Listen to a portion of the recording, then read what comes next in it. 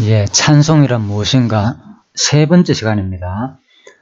첫 번째 시간에는 찬송의 간단한 정의, 그리고 둘째 시간에는 찬송의 선요건, 찬송의 선요건에서는 하나님께 대한 지식이다. 그리고 자신에 대한 지식이다. 그러니까 우리가 찬송을 하게 되는 그 조건이 필요한 거예요. 먼저 어떤 사람이 찬송할 수 있냐? 바로 하나님 지식이 먼저 필요하죠. 그 다음에는 또 자신에 대한 지식을 알아야 된다. 그래서 너 자신을 알라. 제가 이렇게 이제 제목을 달아놨지만요.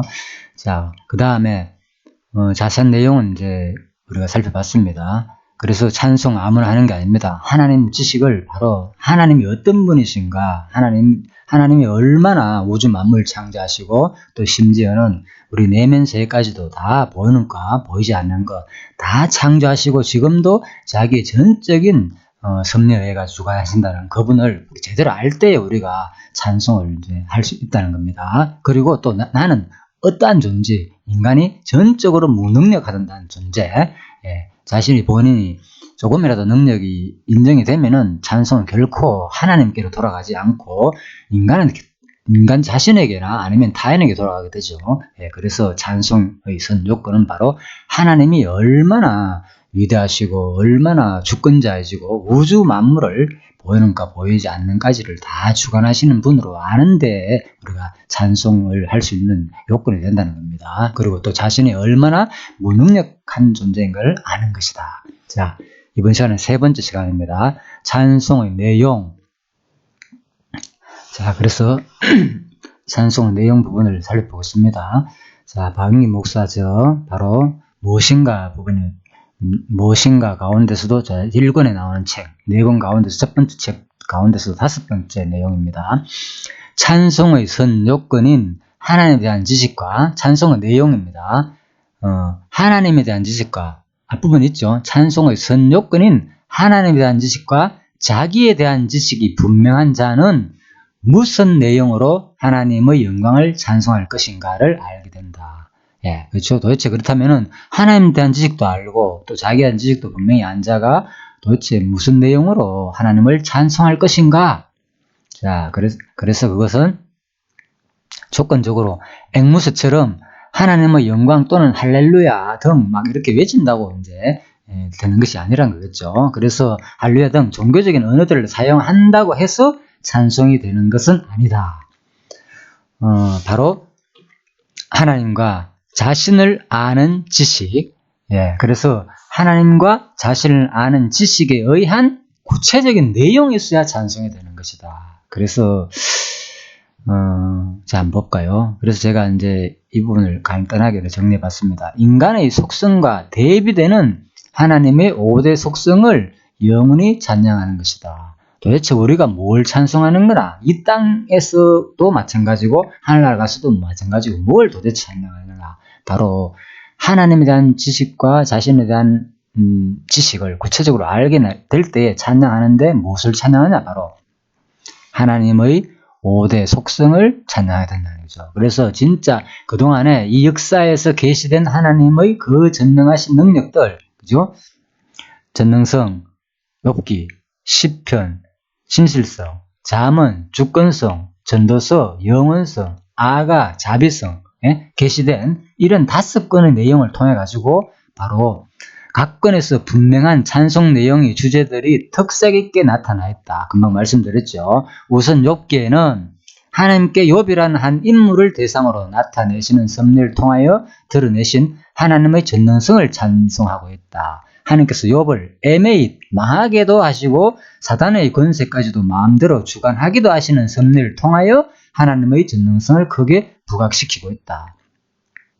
자, 이렇게만 적어놨습니다. 그리고 난 다음에 바로 잠언 넘어가는데 제가 이 부분을 좀 더 자세히 설명드리겠습니다. 그래서 이제 구체적으로 찬송의 선요건인 하나님에 대한 지식도 있어야 되고 자기에 대한 지식이 분명한 자는 무엇을 찬송하느냐? 바로 욥기에서 말하는 하나님의 이런 전능성을 찬송하게 된다. 그 말입니다. 그러면은 바로 이 부분이 그냥 단순하게 이 땅에서만 찬송하겠습니까? 아니죠. 진짜 제대로 된 찬송은 어디서 합니까? 영원한 하나라에서 우리가 영원히 찬송할 내용이겠죠. 그래서 제가 여기서 바로 찬송할 내용에서 이제 인간과 대비돼가지고 우리 인간을 제대로 알아야만이 진짜 하나님의 이 영원한 하나님을 찬송할 수 있다는 거예요. 그래서 이 땅이 필요하다는 거예요. 이 땅에 바로 하나님을 찬송케 하기 위해서, 그죠? 자, 그 하나의 훈련 과정이 있다, 이렇게 생각하시면 됩니다. 그래서 욥기에서는 바로 하나님의 욥이라는 인물을 통해 가지고 바로 하나님의 전능성을 찬송하는 내용이다. 근데 욥의 내용은 간략하게 망하기도 하시고 바로 하나님께서 이제 사단의 권세까지도 마음대로 주관하는 그런 섭리 내용이 나타나잖아요. 그죠? 망하기도 하는 장면. 자, 그래서 하나님의 전능성을 크게 부각시키고 있는데, 그래서 이제 욥기에서 이런 전능성을, 성경에 이런 내용을 통해 가지고 하나님을 찬양하게 된다는 거예요. 그렇다면 바로 우리가 우리 일상에서 일어나는 모든 일들, 두 가지 현상이잖아요. 망했다가 흥하게 하는 거. 물론 뭐 독상 망하는 경우는 잘 없겠지만은 보통 이제 두 가지 현상이잖아요. 그죠? 어떤 어려운 일, 공고한 날, 아니면 좋은 일, 형통한 날. 일반적으로 항상 이게 반복되면서, 그죠? 산에 등산을 하는 것처럼 인생이, 그죠? 올라갔다가 내려왔다가, 올라갔다가 내려왔다가.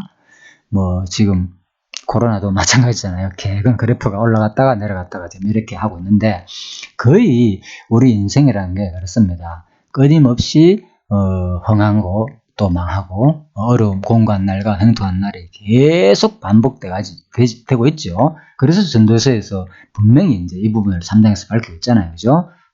천하범사에 기한 있고 목적이 이룰 때가 있다.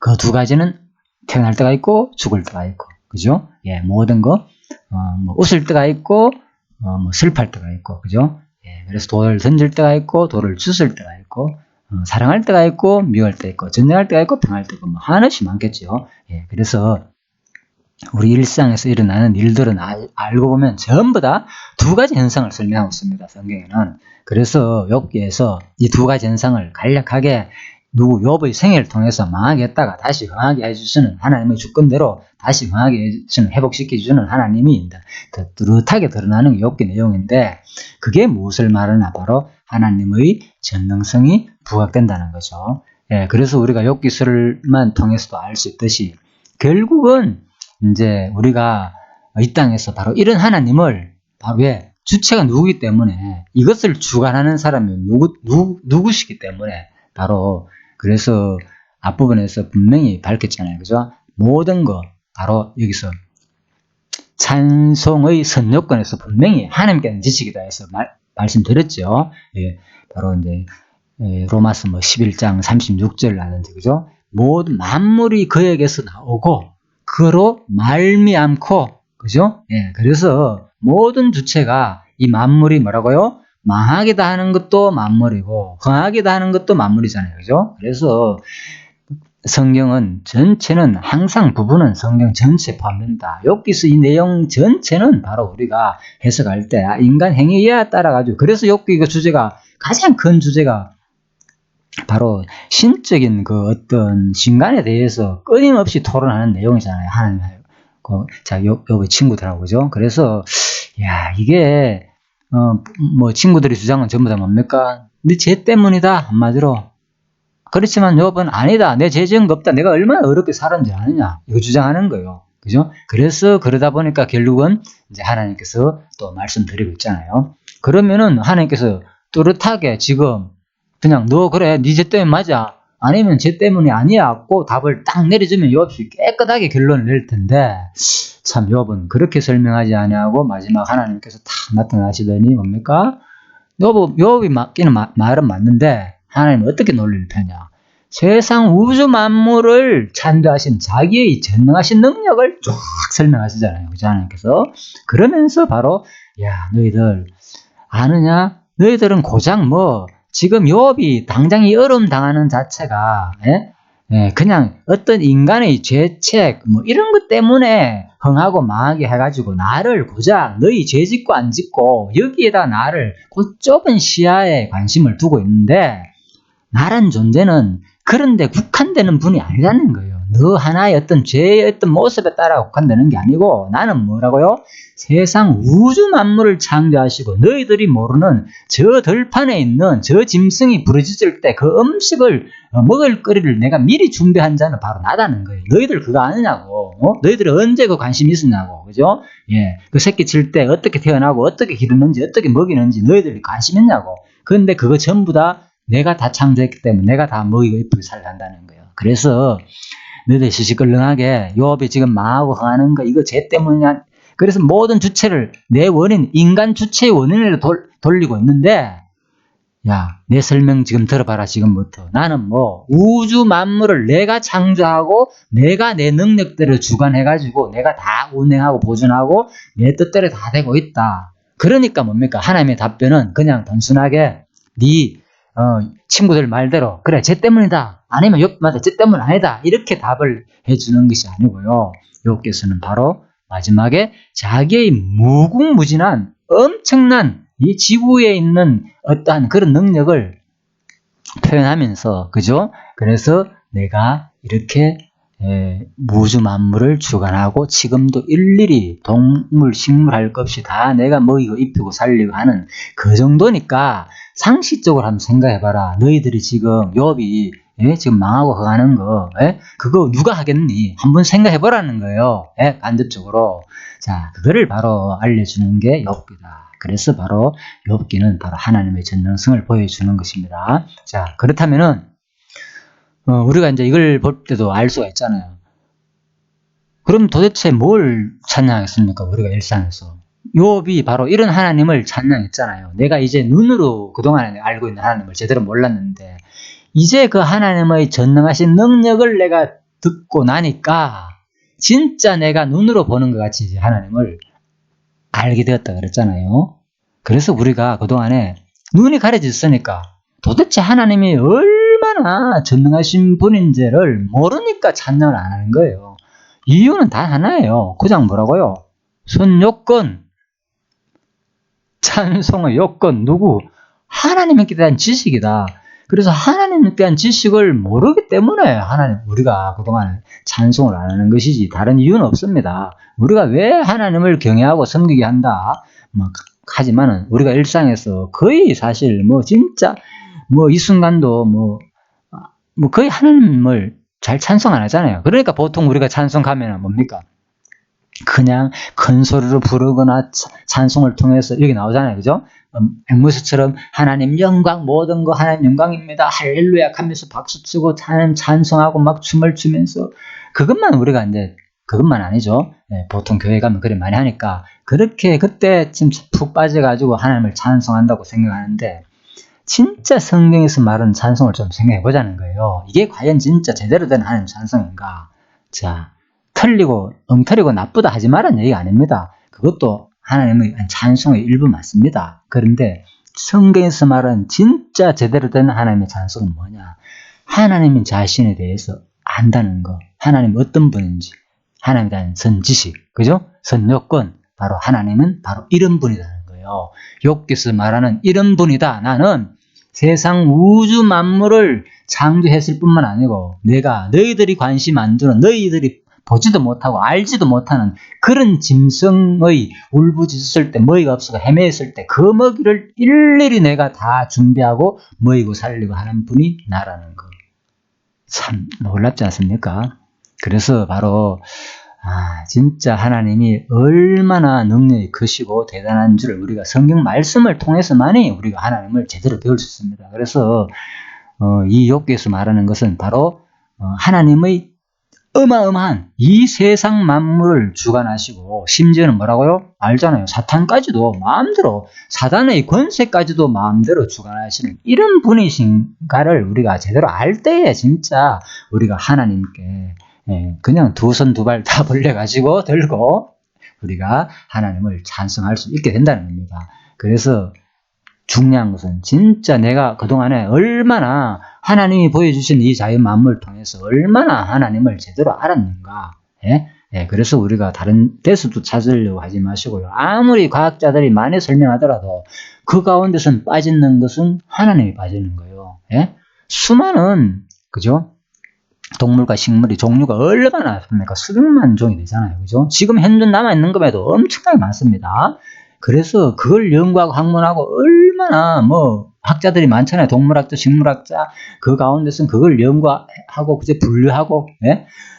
그런데 자, 그 내용 가운데서 우리가 볼 수 있는 것은, 예? 그들이 그렇게 세세히 알면서도 그 가운데서 뭐가 빠졌느냐. 이거 다 뭐 하나님이 만들었다는 거는 말하지 않는단 말입니다. 그냥 뭐 우연히 진화가 돼가지고 각자의 스스로 생존을 위해 가지고, 그죠?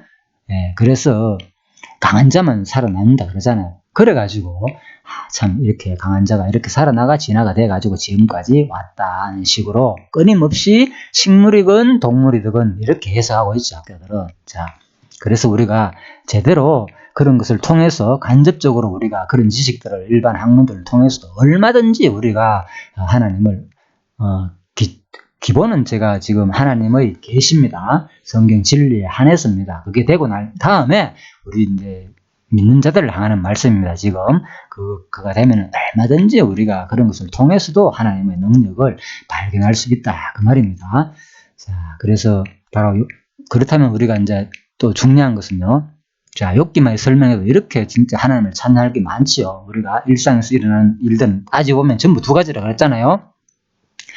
크게는 망하고 흥하는 거, 또 조금 더 좀 쉽게 와닿게 이야기하면, 그죠? 공관날과 흉터한 일들 두 가지가 항상 반복되가 일어나는데, 그 가운데서 뭐라고요? 바로 뭐가 드러나느냐? 바로 하나님의 전능성이 부각된다. 바로 하나님 자기 존재가, 예? 이 성품이, 그 속성이 드러난다는 거예요. 그래서 우리가 참 힘들고 내가 어렵고 또 그러다가 잘 풀리고 이럴 그 매 순간마다 이것이 그냥 우연한 자연 현상이 아니고 하나님이 살아계신다는 것을, 하나님의 전능하신 능력이 생생히 계시되는 현장임을 우리가 거기서 보자는 거예요, 같이. 야, 우리 공부가 바로 거기 있습니다. 예, 성경신학의 핵심은 바로, 그죠? 모든 성경이 왜 여호와 계시냐? 예, 그래서 이 계시라는 것은 바로 이렇게 하나님께서 생생하게 자기 존재를 우리에게 보여준다는 거예요. 그래서 우리가 세상 지식으로 알 수 없기 때문에 이 특별 계시인 성경 말씀을 통해서 우리가 이렇게 보자는 거예요. 그죠? 그래서 이 특별 계시를 통해서 하나님 말씀을 깨닫는 우리는 일반 자연 계시를 통해서도 우리가 좀 더 이제 더 자세히 알 수 있다. 이제 그 말입니다. 예, 보너스로 쉽게 말해요. 그죠? 예, 그래서 항상 우리는 남은 기간에, 이 땅에서 남은 기간에 뭘 보느냐? 이 하나님의 전능하신 능력을 죽기 전까지 확인하는 시간인 거예요. 다른 것이 아니고 우리의 삶은. 예, 그래서 이렇게 이제 생각하시면 여러분들이 진짜 하나님의 속성이 얼마나 대단하시고 하나님의 전능성이 이 땅에서 얼마나 놀라운지를 경험하시게 될 겁니다. 자, 이 강의가 제가 하다 보니까 상당히 이제 다룰 내용도 많고 조금씩 길어지네요. 그죠? 그렇지만은 이렇게 조금 자세히 이런 강의도 있다. 그냥 참고하시고, 자, 일부러 저도 뭐 줄으려 그랬는데 우선 한번 해보겠습니다. 그래서 일단, 자, 첫째 시간에는 요거 하나님의 전능성만 일단 설명드리겠습니다. 자, 이제 이거는 이제 강론집에 있는 내용입니다. 한번 볼까요? 여호와 하나님의 전능성을 찬양하기 위한 욥의 극적인 생애는 이스라엘 택한 백성의 극적인 역사에 대한 축소판이다. 창세기부터 에스까지. 그죠? 그래서 욥의 패망은 바로 이스라엘 택한 백성의 패망에 대한 축소판이고, 자, 욥의 패망이에요. 예, 사무엘에서 역대기까지 내용이죠. 근데 또 욥의 회복이 이스라엘 택한 백성의 회복에 대한 축소판이다. 자, 그리고 또 에스라 넣으면 에스입니다. 마지막 부분, 그죠? 이스라엘 택한 백성의 패망과 회복이 결국은 뭐라고요? 장차 오실 메시아의 죽음과 부활에 대한 예프레스의 모형과 그림자라고 한다면, 그죠? 그 축소판인 욥의 회복과 욥의 고난과 회복 역시도 메시아의 죽으심과 부활에 대한 예프레스의 모형과 그림자이다. 그래서 우리가 이제 이런 것들은요, 어디서 나오는가 하면 근거가 있습니다. 무조건 이래 말하는 게 아니고, 이제 요한복음 5장 39절이나 누가복음 24장 44절, 46절 이런 근거를 볼 때에 왜 성경이 내게 대한 증거다. 시가서, 역사서, 선지서가 전부 나를 가르쳐 기록된 말씀이라고 분명히 예수님께서 직접 말씀하셨기 때문에, 그래서 바로 성경 자체를 이렇게 해석하는 겁니다. 뭐 이 부분을 뭐 안 받아들다면 할 수 없고요. 그래서 바로 성경은 한마디로 전부 다 바로 누구 얘기냐? 예수 그리스도에 대한 언약 얘기다. 그래서 언약은 예수 그리스도에 대한 언약을 얘기고 신약은 예수 그리스도가 오셔서 바로 성취할 내용으로 우리가 보는 이유가 바로 여기 있습니다. 그래서 바로 다시 한번 볼까요? 바로 욥의 극적인 생애가 뭐라고요? 이스라엘 택한 백성의 극적인 역사에 대한 축소판이고, 그렇죠? 욥기서 하나만 제대로 보면 뭐라고요? 역사 전체를 똑같이 배우는 거는 마찬가지다 그 말인 거예요. 왜? 역사서 전체도 누구 얘기? 예수에 대한 얘기고. 그러니까 욥기 내용이 역사서 가운데, 역사서가 아니고 역사서에서 나온 시가서 가운데서 나왔기 때문에 어차피 그 내용도 뭡니까? 예수 그리스도에 대한 내용이겠죠. 근데 그래 되는 거예요. 그래서 바로 이스라엘 욥의 극적인 생애는 이스라엘 백성의 극적인 역사에 대한 축소판이고, 왜? 고난과 환난 얘기니까요. 패망과 회복 내용이니까 이스라엘 역사 전체가. 그리고 욥의 패망은 이스라엘 택한 백성의 패망에 대한 축소판이고, 같은 말이죠, 그죠? 패망이니까 이스라엘 백성들이 이제 얼음 당하고, 자, 그래서 역사 속에 나오는 그런 내용도 있잖아요. 사무엘부터 역대기 가운데서 그죠? 결국은 이제 다윗 왕국의 전속은 오래 안 가잖아요. 또 왕국이 갈라지면서 또 아수르나 바벨론에 가지고 이제 포로를 끌려가지고 고난당한 장면이 상당히 많이 나오니까, 자, 이게 뭐냐? 바로 이스라엘 백성의 패망에 대한 축소판이다. 욥의 패망이. 그리고 욥의 회복은 이스라엘 택한 백성의 회복에 대한 축소판이다. 그죠? 결국은 욥이 나중에 베르나 이제 복을 받아가지고 회복됐다니 자식들과, 그죠? 그래가지고 그런 모든 내용은 바로 에스라 느헤미야 에스더 때 이스라엘 백성들이 역사서에서, 그죠? 사무엘서 역대까지 역사서에서 나중에, 자, 뭐 아수르부터 또 뭡니까? 아수르 시대, 바벨론 시대 지나고 난 다음에 페르시아 때 와가지고, 그죠? 아수르 바벨론 포로 시대를 거치고 난 다음에 어디에? 에스라 느헤미야 에스더 때 바벨론 시대 때 다시 회복되잖아요. 그래서 이 내용이 바로 욥의 회복은 이스라엘 백성의 회복에 대한 축소판이다. 간단하게 같은 내용이니까 회복과 패망과 회복 내용으로 볼 때 그렇다는 말입니다. 따라서 이스라엘 택한 백성의 패망과 회복이 장차 오실 메시아의 죽으심과 부활에 대한 예표로서의 모형과 그림자다. 그래서 이제 성경 전체 내용은 한마디로 그리스도의 죽음과 부활 내용이다 그 말인 거예요. 그래서 제가 이제 이거 소선지서를 강의하면서 이런 말을 끊임없이 계속 역사서 내용이잖아요. 어차피 선지서도 역사서 가운데서 나온 내용이니까 이 얘기를 계속 하니까 이제 그 같이 공부하시는 목사님이 뭐 맨날마다 같은 말만 하고 뭐 이거 공부해도 얘기고 저거 공부해도 얘기고 뭐 더 이상 뭐 공부할 것도 없네 식으로 얘기를 하시더라고요. 참 우스갯소리로. 그래서 맞습니다. 예, 이런 관점으로 보시고 이제 책을 차분히 읽어보시면 될 것입니다. 그래서 그런 얘기도 제가 말씀드렸지만요. 사실 우리가 이제 읽어보면 성경 강론 중 핵심은 바로 이 내용입니다. 크게는 이렇게 축소시켜가지고 그냥 예수 그리스도께서 우리를 위해 가지고 죽으시고 그 부활하실 내용이 결국은 전부 다 성경 내용이다. 창세부터 역사 뭐 다 포함되잖아요. 시가서 전체도 이 안에서 다 나오니까 전부 다 이 내용이다 한마디로. 예수의 죽으심과 부활 내용이다 한마디로. 예, 그게 사실입니다. 그래서 여러분들이 아무리 성경을 다 공부하더라도 결국 남는 것은 마지막에 이 사건만 남을 겁니다. 아마. 예, 그래서 그러므로 또 욥이 망했다가 다시 흥하게 하는 그의 극적인 생애는 또 뭐냐? 바로 그래서 이걸 같은 설명입니다. 장차 오실 메시아가 언약대로 고난을 받고 죽었다가 언약대로 다시 부활하실 생애에 대한 예표로서 모형과 그림자이다. 예, 더 이상 설명 안 해도 되겠죠. 따라서 여호와의 전능성에 대한 언약 자손의 찬양을 담고 있는 욥기 내용은 여호와께서 전능하신 능력을 통하여 장차 보내실 메시아로 죽었다가 다시 살아나도록 섭리하실 것에 대한 여호와의 언약 계시다. 그래서 이제 고린도전서 15장 3절에 4절 말씀을 이제 근거로 잡아놨습니다. 그죠? 예, 내가 받는 것을 먼저 너에게 전하였노니 이는 성경대로 보십시오. 성경. 그리스도께서 우리 죄를 위하여 죽으시고 장사 지낸 바 되었다가 성경대로 사흘 만에 다시 살아나사. 끊임없이 뭐라고요? 성경대로. 예, 성경대로라고 표현하고 있잖아요. 성경대로. 예. 그래서 바로 성경이 무슨 내용입니까? 그러니까 성경에서 말하는 성경대라는 말은 여기 나왔죠.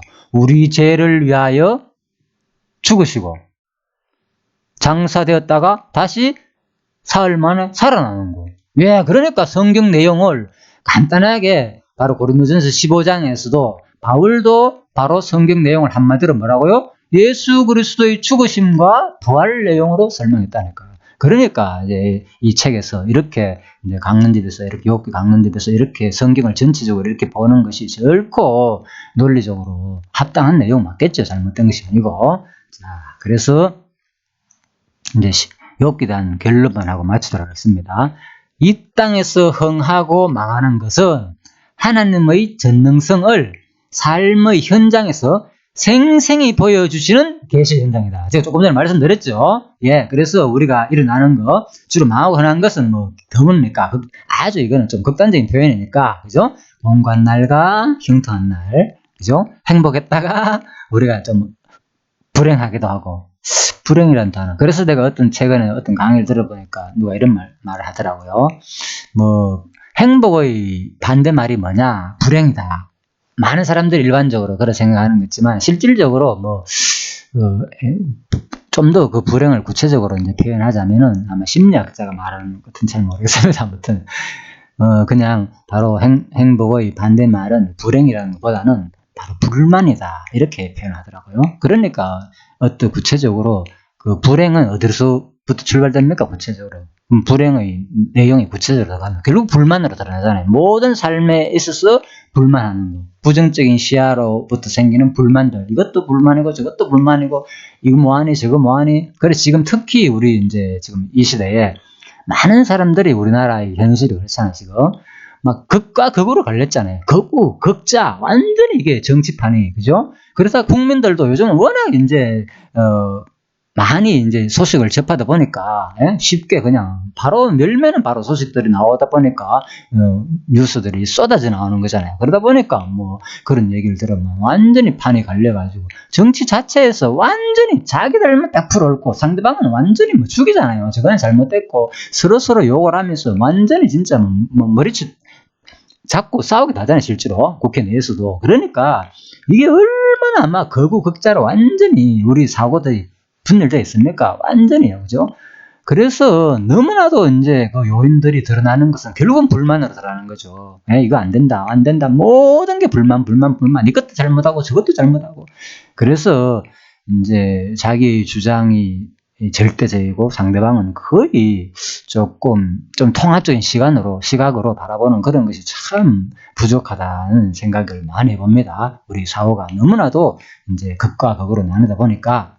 자, 그래서 결국은 행복은 지금 제가 이제 행복을 설명하다가 막 생각이 나가지고 잠시 말씀드립니다만은 그래서 이 행복은 그죠? 반대말이 어떤 불행이라는 개념보다는 좀 더 우리가 불만을 차라리 그죠? 가지지 않는 것이 오히려 행복하다. 그러니까 불만을 가지지 않는다는 것은 뭡니까? 상대방을 이해한다는 거잖아요. 다른 시각으로. 총체적으로 통합적으로 바라볼 수 있는 시야가 생기면은 어떤 불만보다는 저 사람은 저렇게 표현하는구나. 저 사람은 이렇게 표현하는구나. 이제 이런 시야가 생기겠죠. 그래서 그런 이제 행복의 반대되는 불행한 사람이 되지 말라는 의미에서 제가 한번 그냥 상식적으로 한번 말씀을 드려봤고요.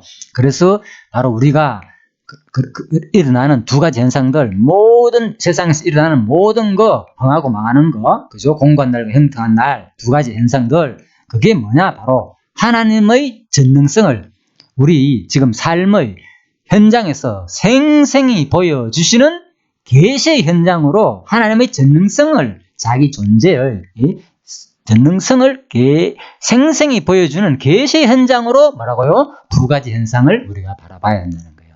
그래서 그렇게 바라볼 때 뭐라고요? 바로 천국 가서도 이 땅에서도 마찬가지고 하나님이 창조하신 이 우주 만물을 그죠? 살피고 교통하고 통치하면서 영원히 그죠? 하나님이 하신 일들 그동안에 만나가지고 뭐 천국가 만나볼 수는 얼마나 많습니까? 살펴볼 일이 얼마나 많겠습니까? 왜? 시공간을 초월한 존재가 되니까 우리가 나중에 그죠?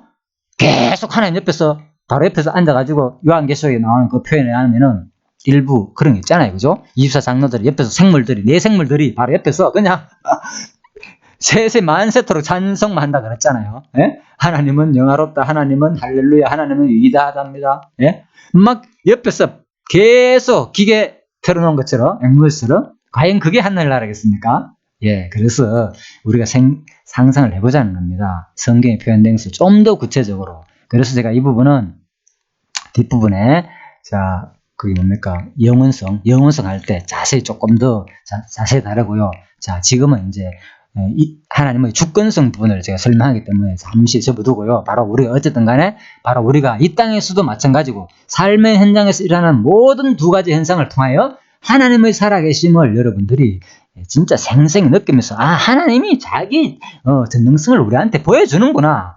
자, 그거를 깨닫고 계시 현장임을 깨닫고 그 다음에 또 마지막 하늘나라 가서도 우리가 진짜 그 하나님의 전능성을 거기서도 또 하나님 이제 우리 시공간을 초월한 영원한 존재가 되니까요. 그때 더 이제 깨달을 수 있겠죠. 그때는 확실히. 그리스도 한 몸이 되니까. 그래서 바로 그때 뭐 하느냐고요? 그래서 그때 바로 예수와 함께 죽었다가 다시 살아나도록 섭리하신 그 하나님의 전능성을 영원히 찬양한다는 거예요. 찬송한다는 거예요. 왜? 이 땅의 모든 내용이 결국 알고 보니까 그리스도의 죽음과 부활을 말해주는 거거든요. 이 역사 속에서 결국은 알려고자 하는 것은 그리스도의 죽음과 부활을 말해주면서 이 가운데서 우리 입장에서 드러난 것은 엄청난 자비성이 드러나겠지만은 하나님은 뭐가 가장 드러납니까? 사실 그리스도의 죽음과 부활은 5대 소성 가운데서 가장 전능성이 드러나잖아요. 엄청난 일 아닙니까? 죽었다가 다시 살아난다는 거. 그죠? 얼마나 능력자가 아니면 할 수가 없잖아요. 그래서 결국은 우리가 최종적으로 이 땅에서도 우리가 영원한 하늘나라에서 영원한 하나님의 그 전능성과 하나님의 그 그리스도의 죽으심과 부활할 그 직접 그리스도를 우리가 생생히 볼 거 아닙니까? 하늘나라 가면은. 그때 보면은 바로 진짜 우리가 와 진짜 예수님이 그동안에 우리는 지금 못 봤잖아요. 예. 뭐 베드로나 봤지. 옆에서 바로 요한이나 옆에 앉아서 안기기도 하고 직접 보고 그죠? 도마에 직접 만져보기도 하고 있을 때 그래 봤지만 우리는 언제 봤습니까? 그러니까 하나님이 살아계심이 뭐 실감이 느끼시겠습니까? 예. 이 성경을 통해서 이렇게 진짜 하나님이 살아계신다고 확인하기가 힘들잖아요, 솔직히. 이스라엘 역사에다 이거는 너무나도 멀기도 하고. 그래서 우리가 이 성경 내용이 누구 얘기? 이게 진짜 예수님 얘기구나 알고 보니까 예, 이 땅에 하나님이 신이 바로 인간의 모습으로 오신 예수 얘기가 봐 역사 속에서 전체도 그 역사에 보여주린 그래서 클라이마스 절정이라 그러잖아요. 예수가 성육신 그 모습은 그죠? 계시가 절정적으로 확실하게 보여준 거. 그러면 계시가 다른 것들은 것이 아닙니까? 그래서 처음부터 창조부터 마지막 종말까지도 전부 다 하나님 자기 존재를 계시한 내용이잖아요. 그게 뭐라고요? 지금까지 살펴보니까 역사서 전체가 누구 얘기? 그리스도의 죽음과 부활 얘기다는 거예요. 그래서 우리가 이걸 바라볼 때에 전부 다 이 역사 속에서 일어나는 두 가지 현상, 망하고 가는 거. 결국은 뭐라고요? 이 그리스도의 죽음과 부활 얘기를 크게 보여주는 거니까 우리가 결국은 하늘나라에 가서 찬양할 내용은 바로 이거구나. 진짜 예수님이 바로 죽으셨다가 진짜 왜 하늘나라가 직접 보니까 만나고 당신 진짜 능력자 전능자 맞네요. 그때 진짜 우리가 제대로 된 하나님을 생생하게 찬양할 수 있다는 겁니다. 그래서 우리가 이 땅에서도 하나님의 살아계심을 하나님의 전능성을 우리가 제대로 깨닫지 못한다면 그죠? 하나님을 찬양하기 힘들겠죠. 그래서 여러분들이 이 성경 공부를 통해서 일상에서 끊임없이 또 마지막에 하늘나라 가서도 끊임없이 오직 그리스도가 죽으시고 부활하신 그분을 역사 속에서 보여주신 그 전능하신 하나님을 진짜 생생히 이 땅에서도 경험하시고 계시를 통해서 또 일상에서 주어진 두 가지 현상을 하나님의 그 전능성을 배우고 보고 느끼시고 그리고 또 하늘나라 가서는 이제 현실적으로 실상으로 온전히 진짜 하나님의 능력을 또 예수를 만나가지고 진짜 영원히 하나님을 찬양할 수 있는 여러분과 제가 되기를 간절히 바라는 마음에서 이렇게 이 전능성에 대한 강의를 마치도록 하겠습니다. 자, 잠시 기도하도록 하겠습니다. 하나님 아버지, 저희들의 눈은 너무나도 세상에 보이는 현상에만 바라볼 수 없게끔 되어 있습니다. 그래서 참으로 보이지 아니하시는 하나님의 이 대단한 하나님의 그 전능성한 능력을 우리가 보기가 힘듭니다. 이 특별히 계신 말씀을 통하여서 다시 한 번 더 하나님이 얼마나 능력이 많으시고 이 보이는 것들과 보이지 않는 모든 것을 이 순간도 지금 매일매일 매 순간순간마다 살아서 참으로 역사하시는 그 존재를 앞으로 계속 지속적인 이 성경 공부를 통해서 확인하고 믿고 확실히 믿어가지고 천국에 가서도 진짜 그분을 생생히 이제는 다시 경험하고 만나고 확인하면서 영원히 그 좋은 곳에서 하나님을 찬양할 수 있는 자가 되기를 간절히 바라면서 예수님 이름으로 기도드립니다. 아멘. 예, 수고하셨습니다.